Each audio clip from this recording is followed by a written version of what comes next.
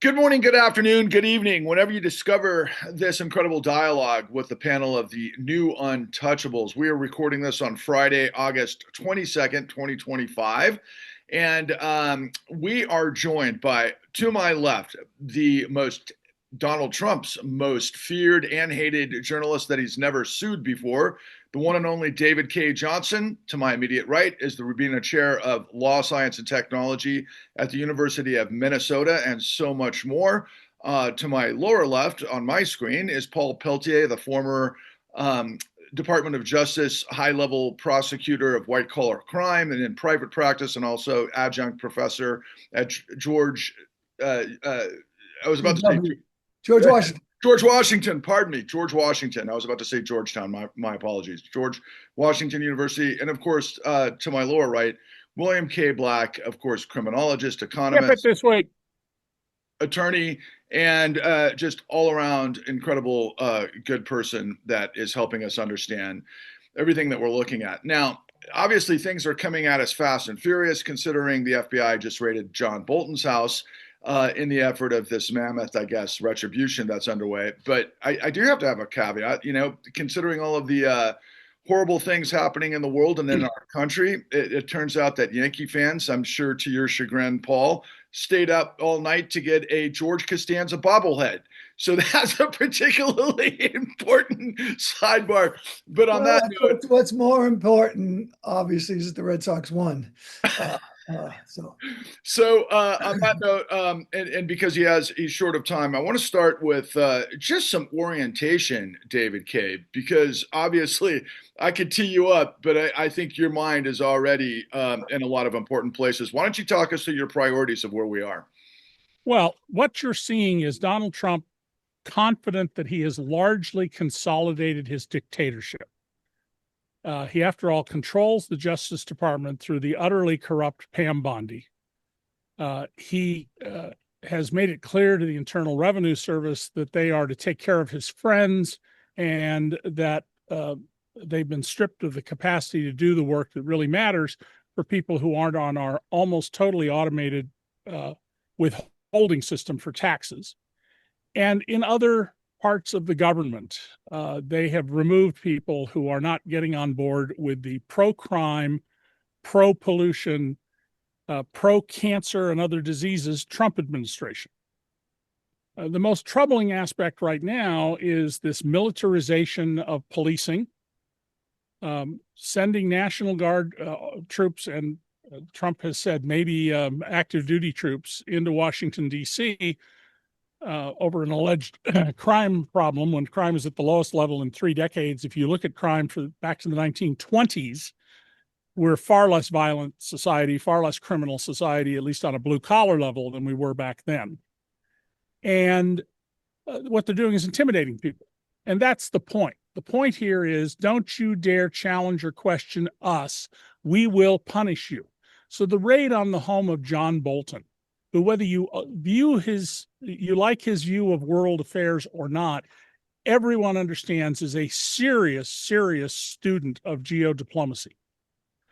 It's not designed to get a criminal charge against him. It's designed to break him, to force him to hire lawyers and spend a lot of money and time and grievance.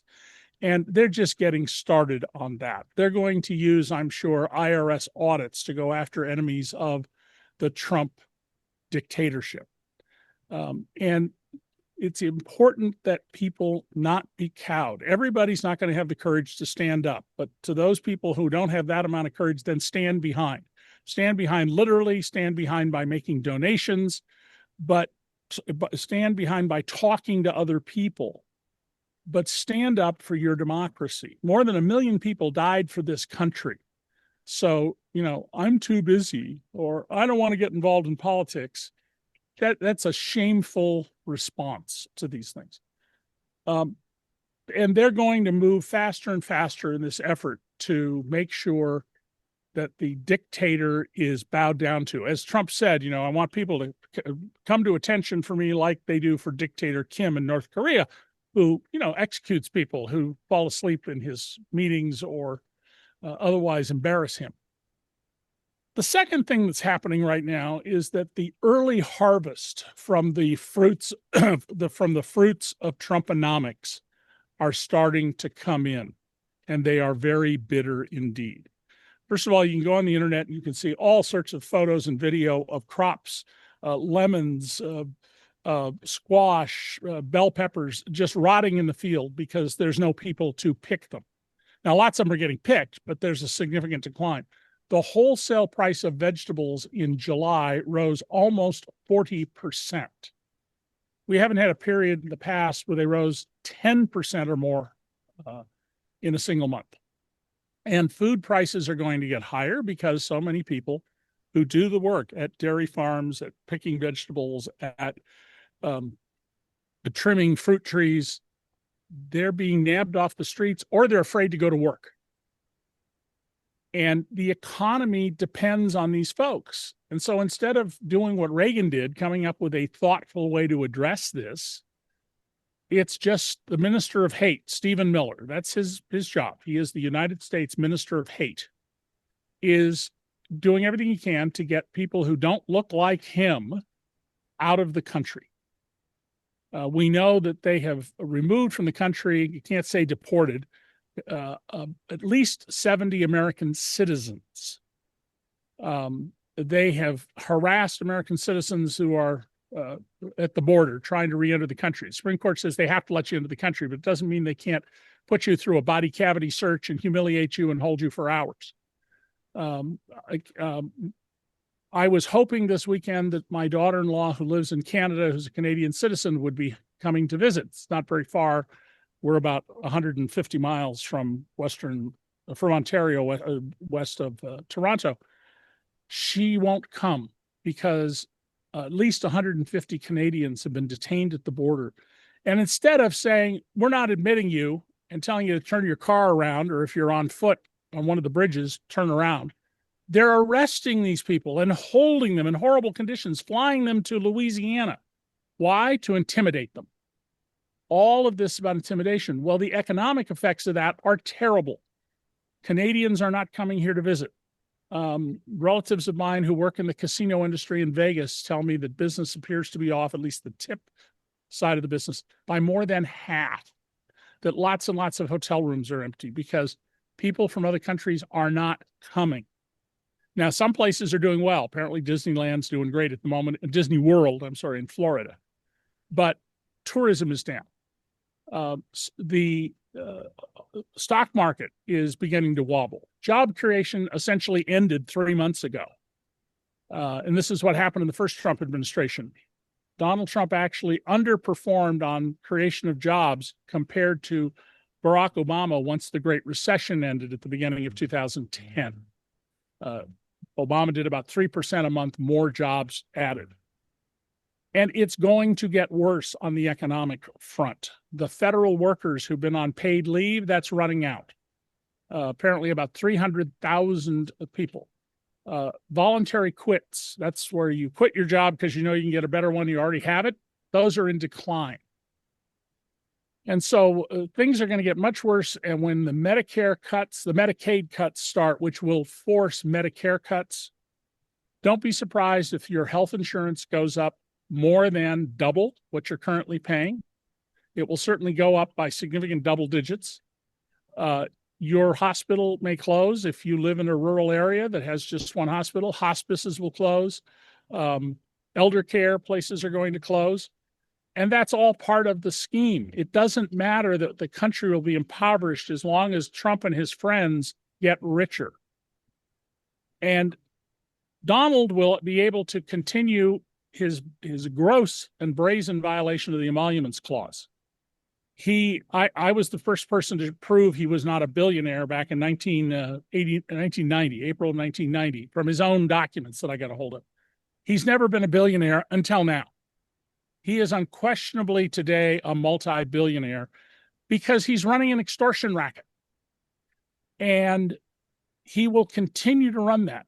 There's a document that's come out showing that one of the arguments for having tariffs on imported goods was it would mean that Trump and his friends could make business deals with people to get out of the tariffs. It's an extortion racket. Chances that Trump will be indicted, 0 and none, because he has his own attorney general, his personal lawyer running the show. And that leads me to the last point, which is at the end of the day, we can get rid of Trump. People have to register to vote, and then they have to actually cast ballots. There were 3.3 million fewer votes in 24 than 20. There should have been about 6 million more votes if voting stayed at the same level. All sorts of obstacles have been put in the way of people voting. Well, I'm sorry, it's going to be hard. 1 million people died for this country. You can sacrifice some of your time and your effort. If people don't get out and vote, it's over. It's as simple as that. If people change the majority in the House, and especially if they can do it in the Senate, which is within reach, Trump will be stopped. But if not, he'll continue to go along, and we will see how he reflects the gentle way we treat white-collar criminals. We just had New York's Intermediate Appellate Court throw out the damages claim of $500 million in New York with basically 5 different scattershot opinions from the judges. But the underlying issue is we spend far too much effort on the kind of blue-collar crime Trump is claiming he will stop, and far too little on the very damaging white-collar crime that white-collar crime families like the Trumps, Donald's the 3rd generation head of that white-collar organized crime family, they will continue to prosper. The signals from the courts are clear about that. They identify with their own group. You don't see the harsh treatments of people in white-collar crime, by and large, that we see with street crime or blue-collar crime. And I'm sorry, I've got to go. I have a mandatory faculty event at Rochester Institute of Technology where I'm a professor of practice. So, well, David, thanks for leaving us on that very uplifting note. Yeah, I'm known for those, Paul. Take care. All right, thank you. So I feel like I've been a pen in a a bowling alley, and then David Cage just delivered, obviously the ball right down the middle, and I feel like I've just been, thrown out like a strike. But Bill, I think I want to turn that to you for your comments from the standpoint that we saw 3 major duty intersections with the new untouchables this week, but particularly with Letitia James, of course. And then following Letitia James, it was the threat from Trump to the Federal Reserve, to a Fed board governor, that she would be investigated for mortgage fraud.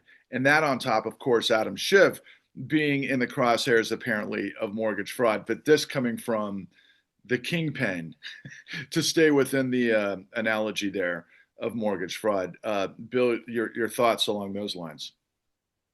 Yeah, I think the line is that life repeats as farce, and we have reached the farce, but it's an attempt at terror, as David Kay mentioned.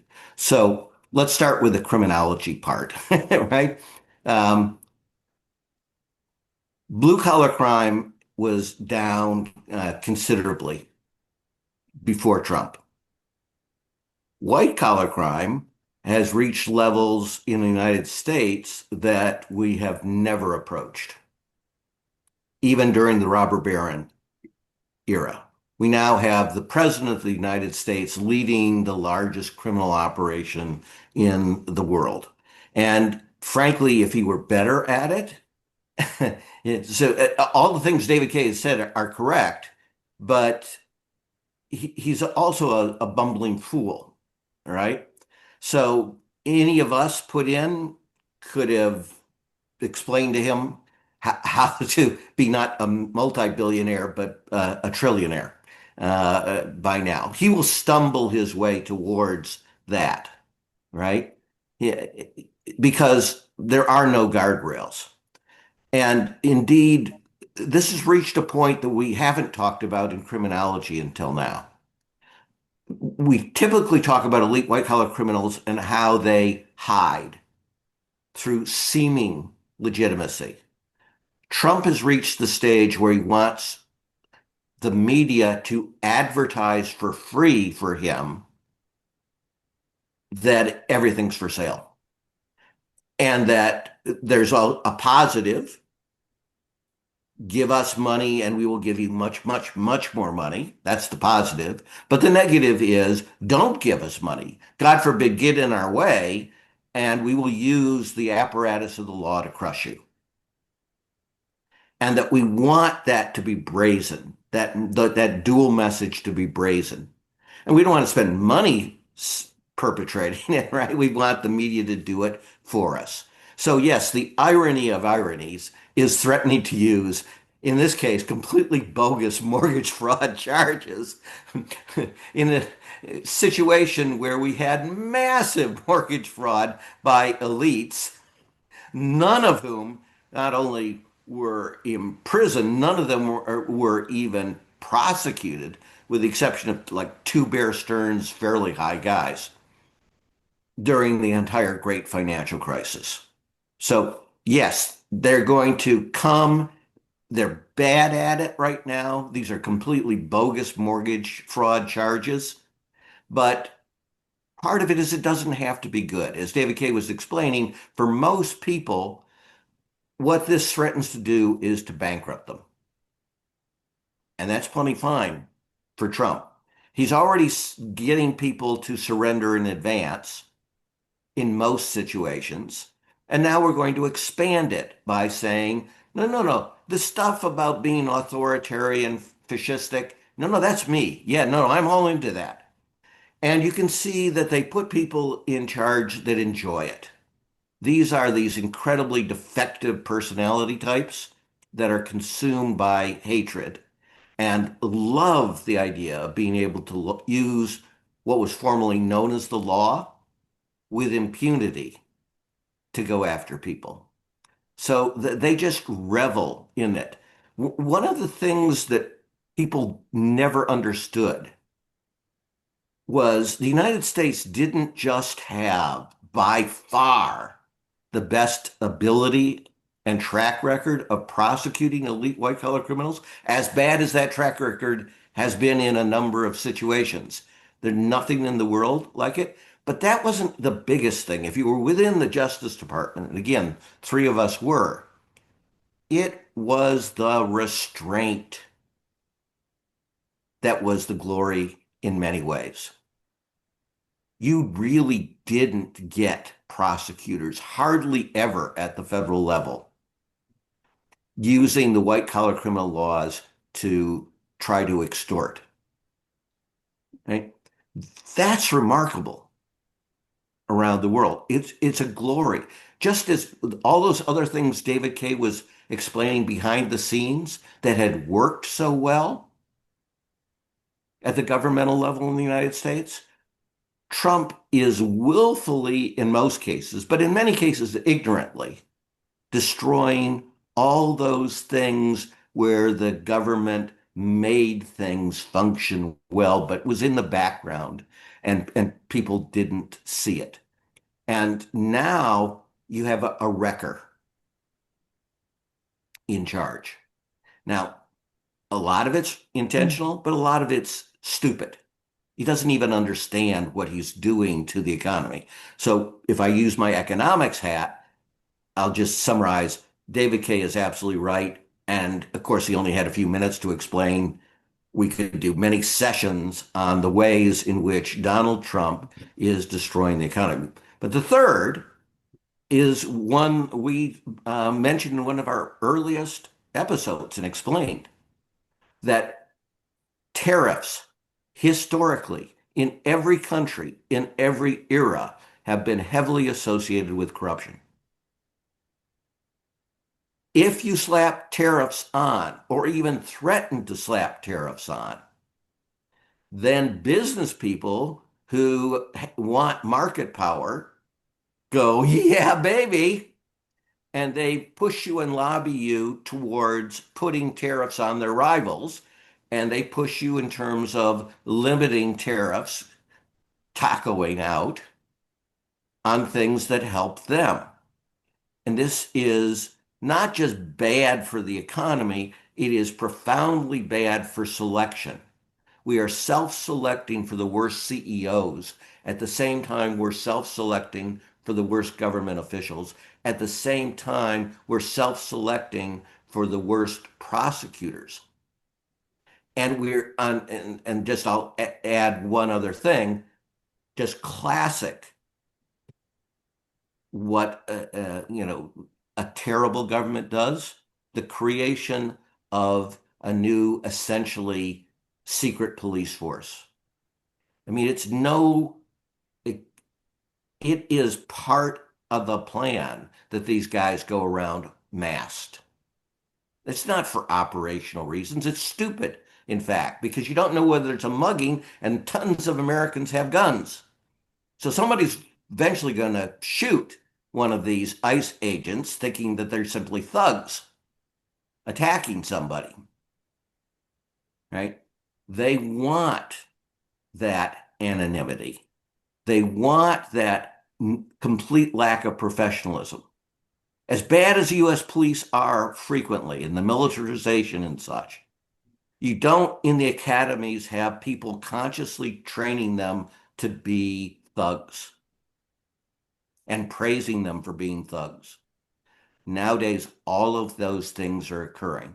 This is a private police force. It is completely antithetical to every, and again, often disregarded in practice, idea of professionalism and justice and self-restraint. Again, that self-restraint that was in many ways the glory of the United States government, these people want to reverse.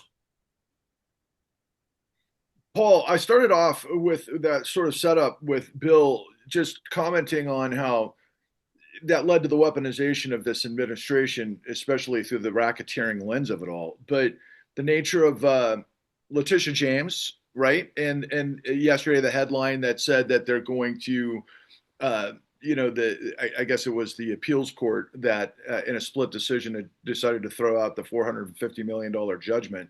But yet, of course, he's still guilty of fraud, but that's definitely further down in the fine print, right?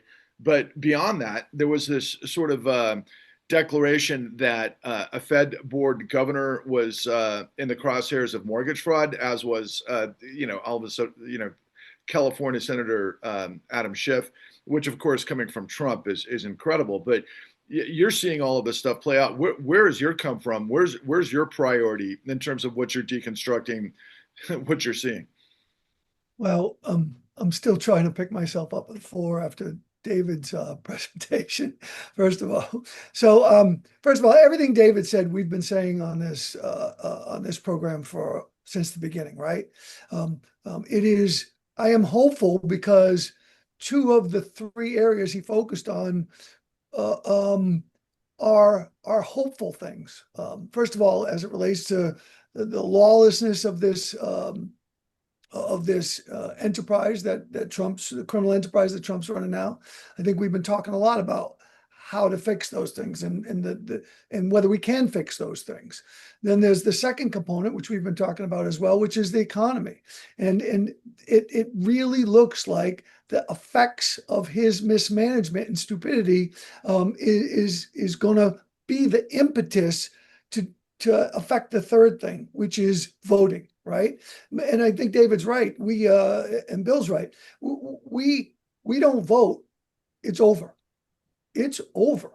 But the reality is the one thing that I think is going to drive people to the polls, to the extent we have polls, is going to be the economy. And that is something that through his stupidity, I think is going to cause people to get up and vote. So I think that's the sort of the hopeful message. On the justice front, which you certainly talked about, and obviously Bill's been talking about, this isn't a new playbook. This was all in Heritage Foundation's Project 2025. But everything we've talked about today has been in writing before, much before he was elected. So none of this is surprising. The only thing is surprising is how much the MAGA base and the Republican Party has fallen in line with this fascistic tendency that he has. So let's look at Adam Schiff for a minute. So Trump was, of course, the fraud conviction against him was upheld. And remember, that was about a lot of what he was doing about lying on lying on business applications, business loan applications, right?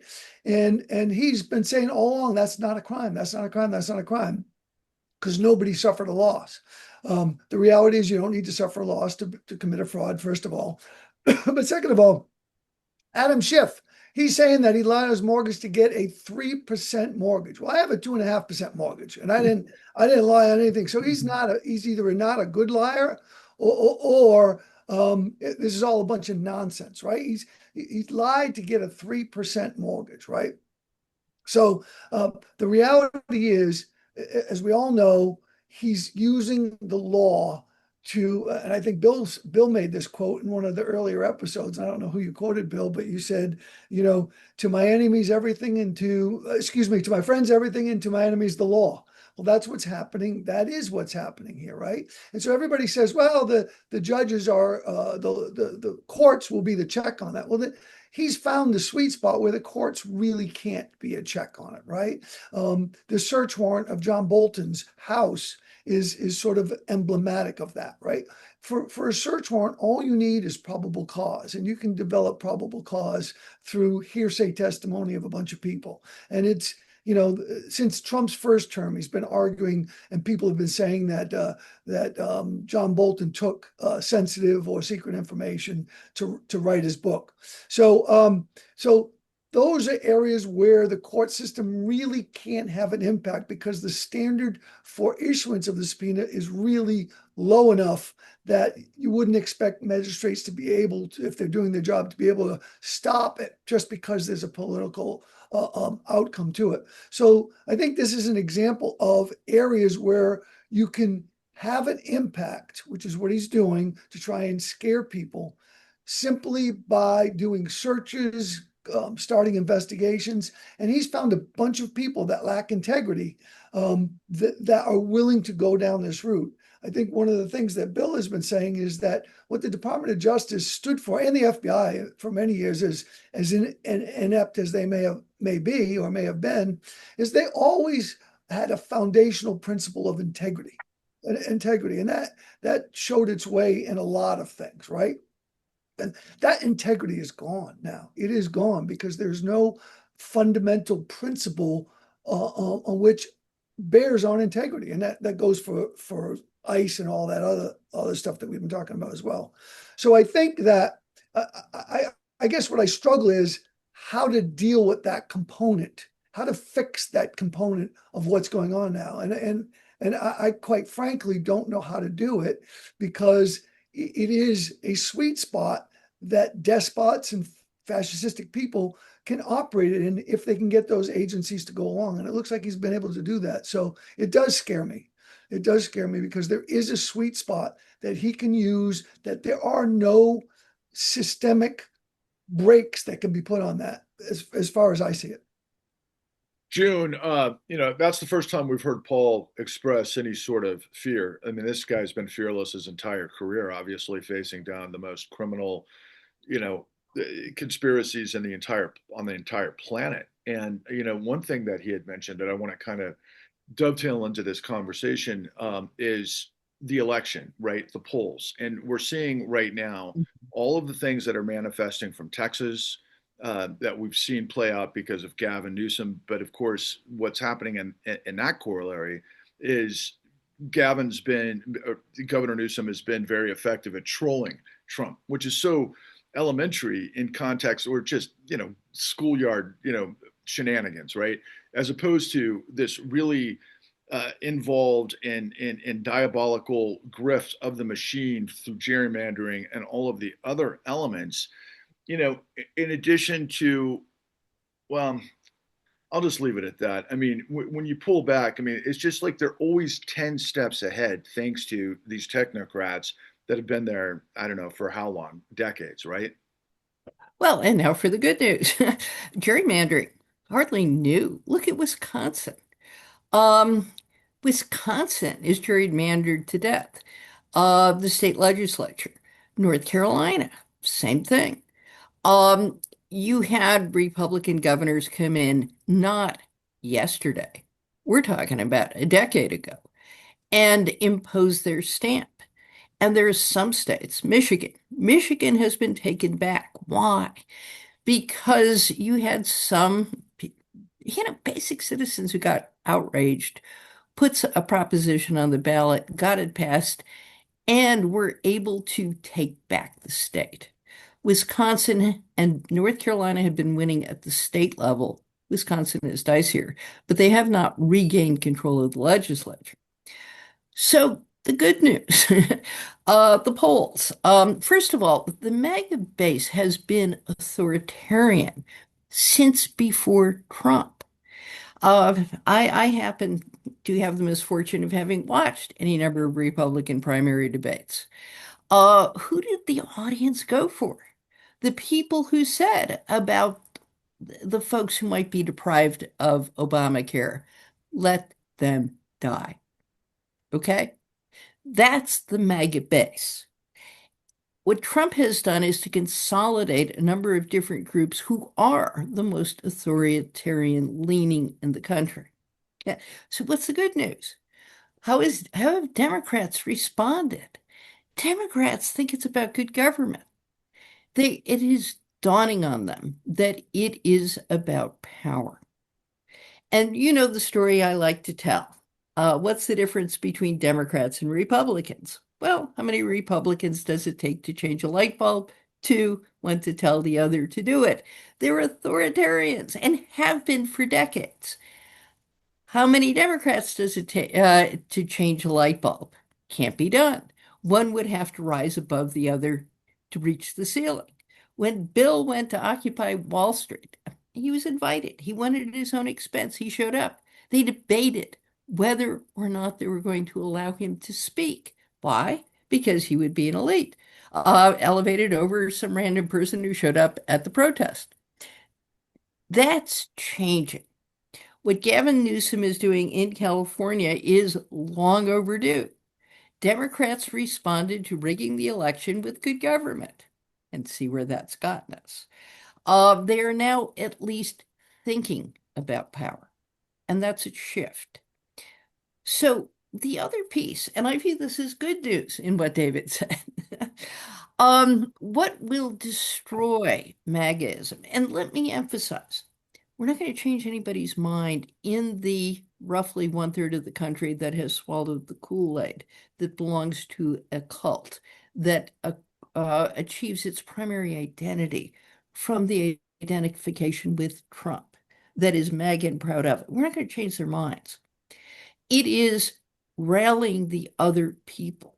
And so to me, the good news is they do notice what happens to the economy.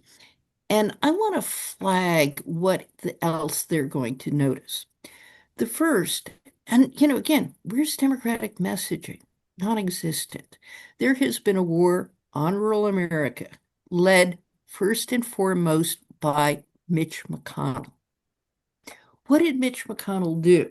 Well, when Republicans swept in 2010, there's something called the fiscal cliff. Nobody ever talks about it. Democrats sometimes talk about how Obama's stimulus wasn't big enough. What they don't talk about is how that stimulus was cut off entirely by Mitch McConnell in 2010, this prolonged recession. The principal consequence was a wholesale assault on public schools. Public schools are most critical in rural areas. They're the center of many rural areas. We talk about rural hospitals, which will be forced to close by the cuts to Medicaid and Medicare and the refiguring of the federal reimbursement rates. Okay, that's going to cause rural hospitals to close. What do rural hospitals don't know? They don't know that the Republicans have been trying to destroy the post office, that they have been trying to deny funding to rural airports, that they have opposed universal broadband from the get-go, that only Biden got it through, and that they are trying to replace public schools with vouchers. One of the things that happened because of Mitch McConnell is that Public school teachers' salaries are now 29, they were at one point 27 to 29% below comparable jobs elsewhere, with the result the best teachers have left. That assault affects everyday people. And there is a crisis coming. That crisis, once it's tipped off, will expose the massive fraud going on across the country. What is that fraud? Financialization, lending. I mean, again, one of the first things Republicans, not just Trump, but Republicans do, is to kneecap the bureau, the Consumer Protection Bureau. And when you do that, why? Because what you've got, especially in times of economic stress, are unscrupulous lenders. The podcast I did yesterday describes how employers are financializing pay, bringing in third parties who effectively are payday lenders and telling their employees that this is a perk. Hey, work for us. You can have your pay every day instead of, once a month. Only what they don't tell you is you're paying fees and interest on these arrangements. So you're getting paid less and your employer is benefiting from ripping you off. Student loan debt. There is a massive crisis coming in student loan debt, with the Trump administration doing its best to put the screws to people who own student loan debt. Who are the people worst off? The people who were ripped off by for-profit universities like Trump U. So Trump U is out of business. But the Trump administration did its best to bring back the fraudsters who run for-profit universities. Not all of them are fraudulent, but many of them are. What's happening to higher education? Well, Harvard is front and center. We see that fight. But Trump's budget cuts for science are affecting every major university in the country, except maybe Stanford, which has more private money than it knows what to do with. But the untold story is that it's affecting community colleges as well. And they've rejiggered the student loan formula, so the next generation of students are going to find higher education less affordable. And what about mortgage fraud? Real mortgage fraud. What you're seeing is that housing prices are declining in a good part of the country. The places that are worst off are all those red states. Again, climate change happens to be real. Insurers know it's real. They've known it's real for a long time. They've adjusted their rates accordingly. Where are the Democrats screaming your insurance is unaffordable because of climate change? And the people who supposedly represent you are making sure we do nothing about it. Well, the states most affected are Florida and Texas. Louisiana, the rest of the Gulf Coast are already hitting a wall. And the final point, we need to have people. I mean, Trump's gift was making Elon Musk the figurehead for his administration. Stephen Miller, who, for all intents and purposes, is a Nazi. He is certainly a white supremacist, and he's quite willing to kill people. Kill people maybe inadvertently, but massive indifference as opposed to death chambers, but he is indifferent to the plight of the people who are negatively affected by his policies. He is not an attractive person. He needs to be the face of the Trump administration. But the other people who do are tech. And so the other crisis coming is right now the only thing powering the economy and preventing it from going into recession is the massive investment in AI. And we ought to be talking about that because there are two things that are coming. The first is that the energy needs of the new data centers that are being constructed are massive. We may be hitting a wall on that. And it is going to increase the electric costs of everyone in the country. We need to be screaming that from the hilltops. But the other thing is that tech has gone from either self-funding. I mean, Meta, Facebook have massive amounts of money they can use to Google to invest in AI. They're now going from either self-funding or using venture capital funds, which do not create systemic risks for the economy.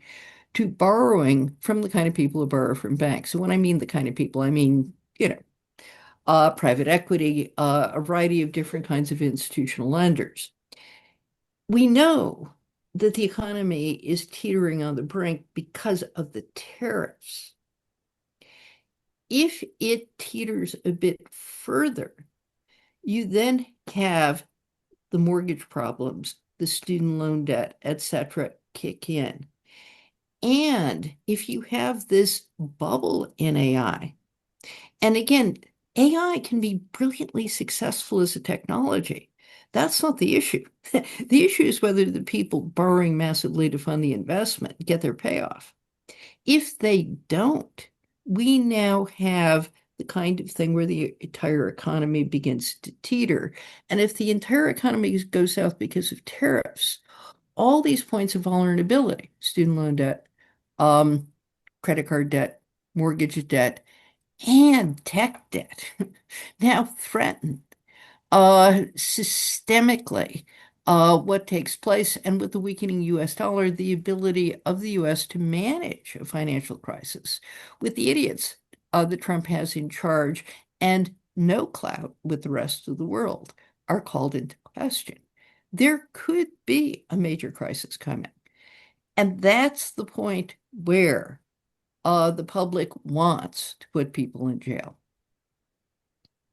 Well, that's hopeful. I'm an optimist. I'm feeling. I mean, see, I was feeling the whole time like is Hurricane Aaron, bearing down on the East Coast, and the Right. upside is there's great waves for surfers out there, right? No, it's seriously, this is so ridiculous, Bill, from the standpoint that what June just had commented on by way of like the student loans and all of the other things within this paradox of Trump squirreling out yet again of this $450 million fine, right?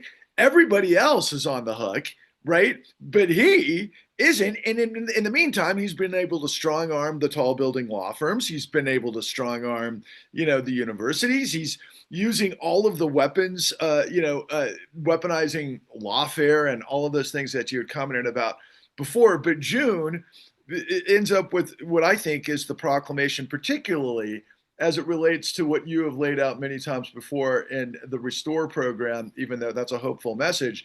But sitting where I'm sitting, if any Democrat doesn't run on making this absolutely clear that this is the RICO presidency, that there should be accountability for this on the other side, I think is a lost opportunity. And to date, I'm not hearing anybody go near that. Nobody seems like they really truly want to challenge this lawlessness with the law on the other side of this bill. How do we get back there? Well, both parties have been far too close to the robber barons. They're the principal funders of both parties, and they're the whales that make an enormous difference in funding levels. So, this is why in the restore part of our plan, we've always said it's not enough to say no kings. You got to say no robber barons as well.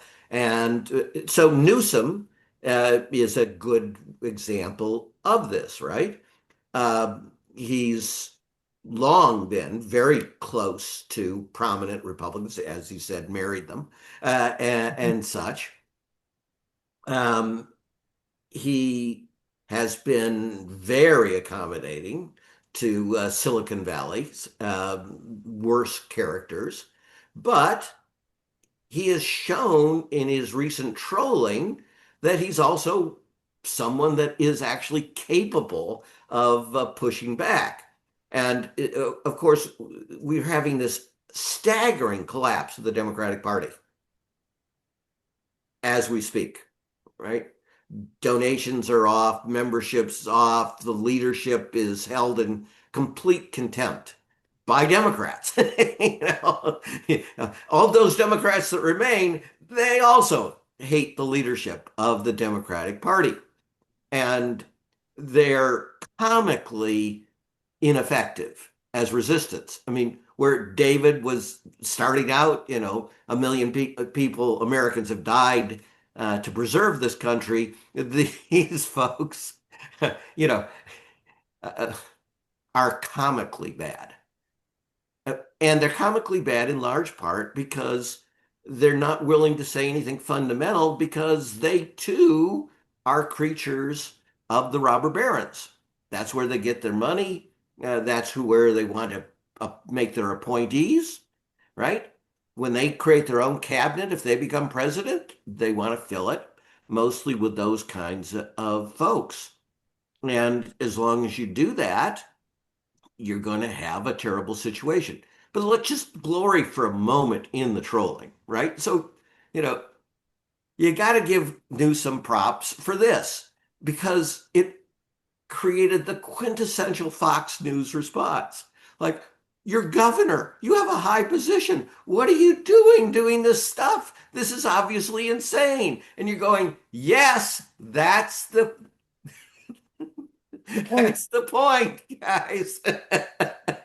We are holding up the face and the words and the actions of Trump, and you're telling us they're ludicrous, they're insane. No, adult would do these things, and you don't get it. It's especially the part that you don't get it. And I love the one about why isn't your wife telling you to stop doing this stupid stuff? you know, I think Newsom at least still talks to his wife.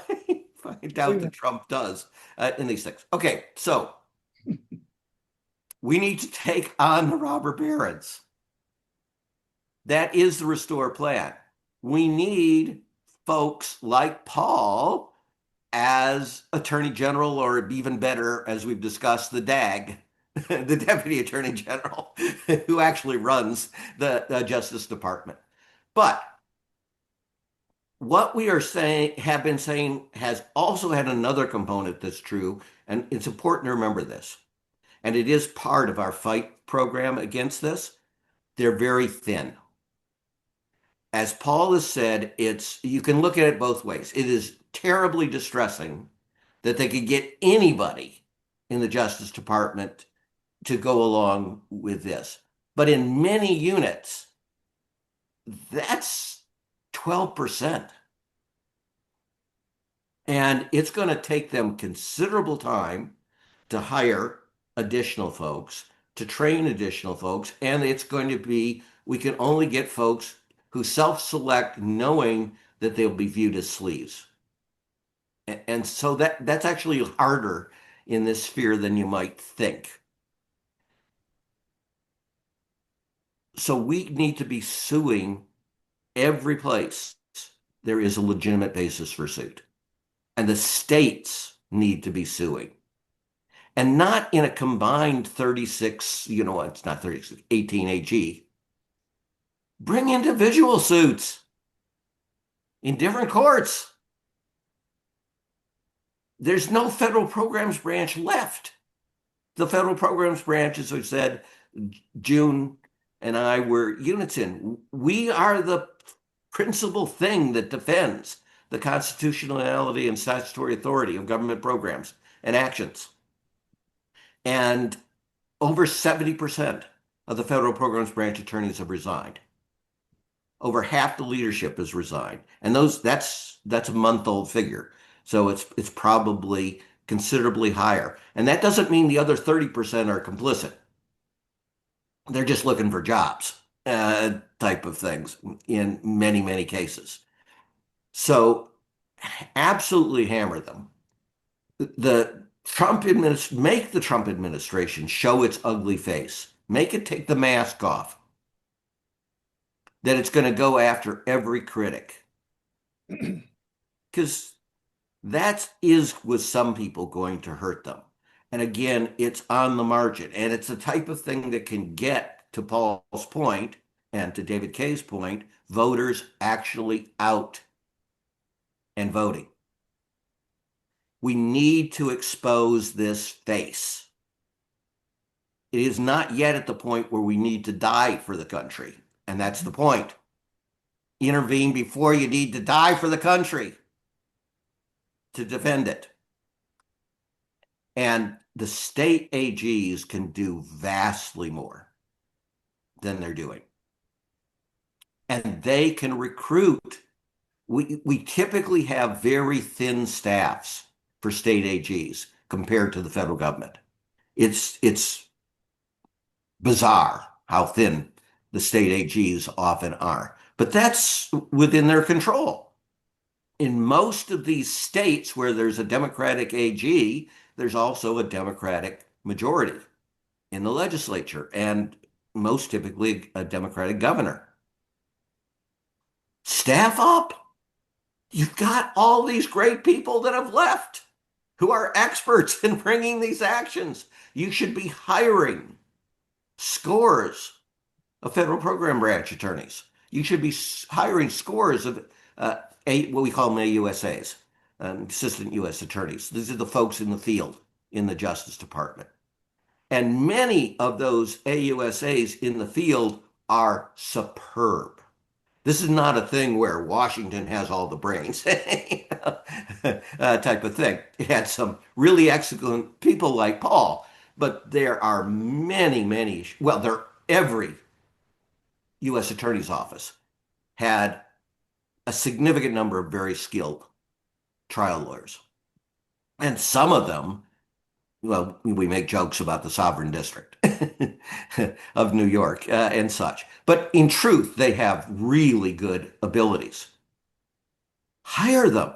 There've got to be folks who have leaving the tall law firms that have capitulated, that would love to be hired, that want nothing to do with their firms. Hire them. Make a massive effort to hire them. Do it quickly, but effectively, and assign them, get them out and actually litigating. The Justice Department just doesn't currently have enough sleazy attorneys to defend, much less to go on the attack against innocent people. And so when you bring meritorious actions against them, it isn't just that, you're also preventing the Justice Department from taking abusive actions designed to oppress. And for the historical folks, yes, I assure you, all of us know there were eras at the FBI when it was completely out of control. It has not always had a tradition of restraint. I mean, it did try to get one of the most famous Americans to commit suicide. That was a real thing. And it did succeed with one black activist in getting him to commit suicide and such. There was an era under Hoover, who was a sociopath at best, in which really evil things happened. That has not been the modern FBI. Right? The modern FBI also is completely not liberal. They are overwhelmingly conservative. But that never meant in the modern that they were a threat to the Republic until now.